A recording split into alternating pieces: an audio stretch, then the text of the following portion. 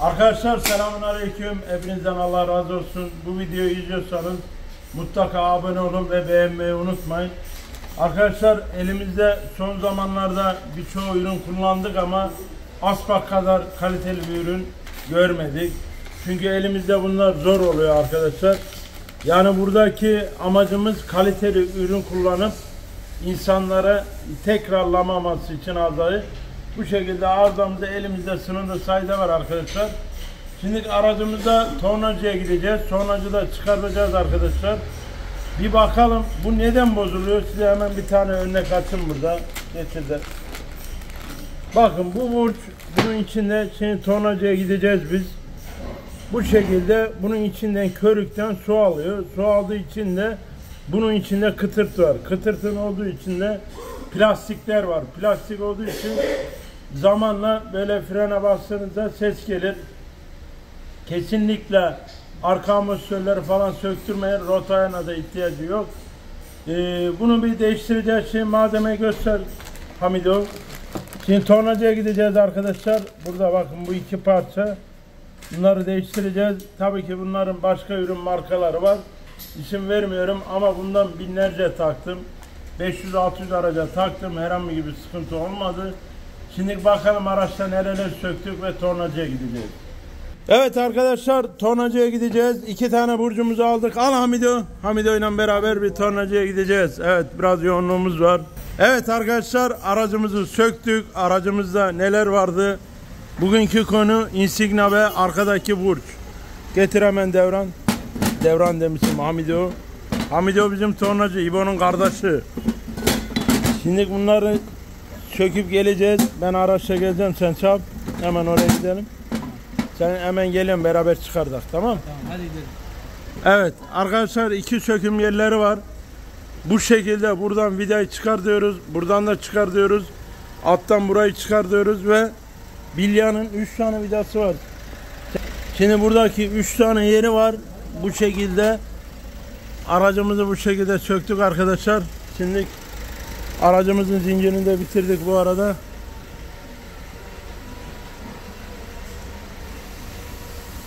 Biraz vakit bulduk dedik video çekelim. Hadi tornacıya gidelim.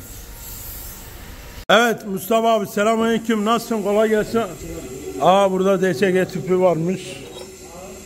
Onların imal ediyorlar da DSG güzel yapıyor. Ustam kolay gelsin. Ne yapıyorsun ustam? Sağ ol. Şimdi ne yapıyoruz? Arka burcu değiştireceğiz pres makinesiyle.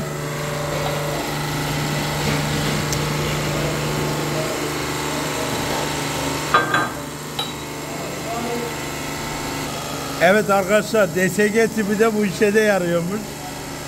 Ustam tipi kullanıyorsun, aman dikkat edelim. Evet arkadaşlar bu şekilde çıkıyor. Bakın görüyorsunuz. Böyle ama evet. Tabii çıkamıyor şu an.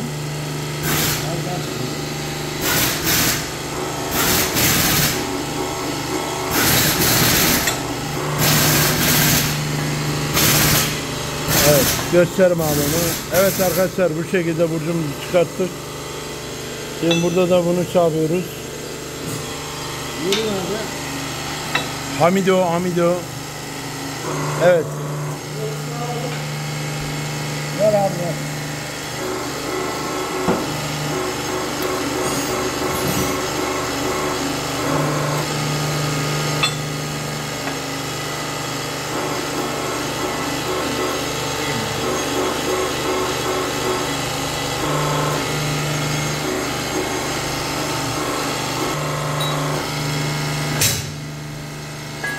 Ona bakın abi. Getir devre. Bundan güzel çıkıyor. Yeni burcumuz burada. Asfalt ürünü arkadaşlar bu şekilde. Yağlama çıkmasın yani. Yağsız olmaz. Yağsız olmaz diyor ne? Yağsız olmaz.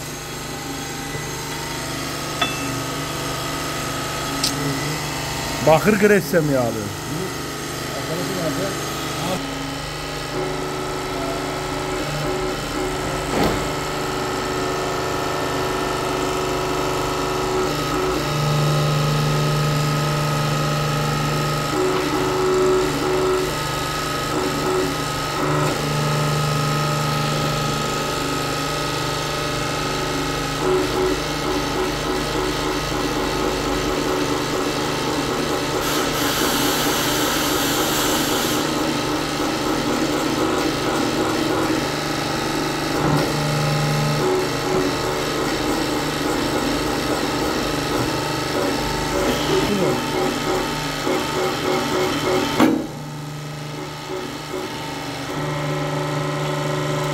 O kenara oturdu mu? Tamam.